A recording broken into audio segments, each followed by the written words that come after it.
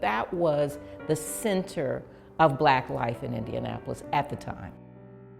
Once upon a time, and not that long ago, Indiana Avenue was the hustle and bustle for African Americans who called Indianapolis home.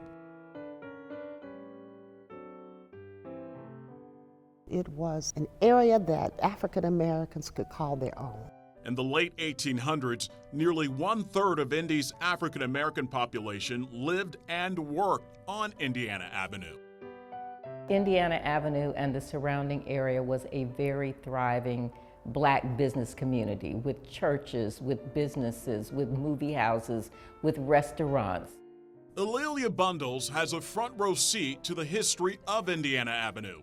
She and some members of her family had a hand in the progress in this cultural area of Indianapolis.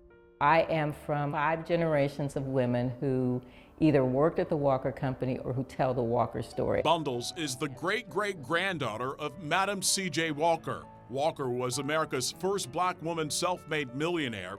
She moved to Indianapolis in 1910 and built a successful business on Indiana Avenue. She had a mail order business selling her hair care products, and all of the trains that went through every day allowed her to distribute her products. These pictures tell the story of the past and show the avenue during its glory days. But by the late 1950s, life and the landscape here as some new Indiana Avenue started to change.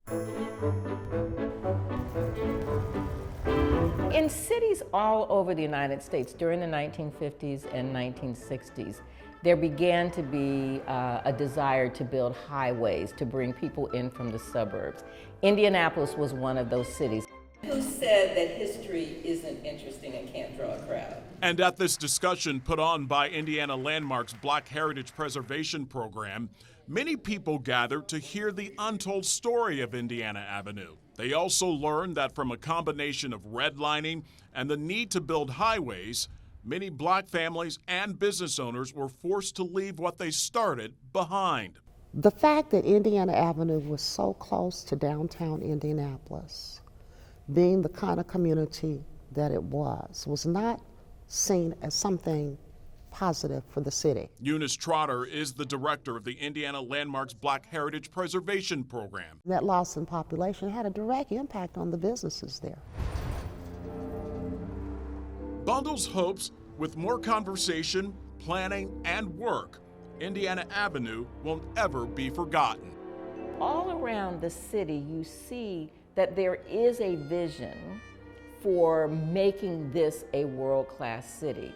And the one last piece of property that's close to downtown that has not been reinvigorated in that way is Indiana Avenue. Reporting in Indianapolis, I'm Daniel Miller.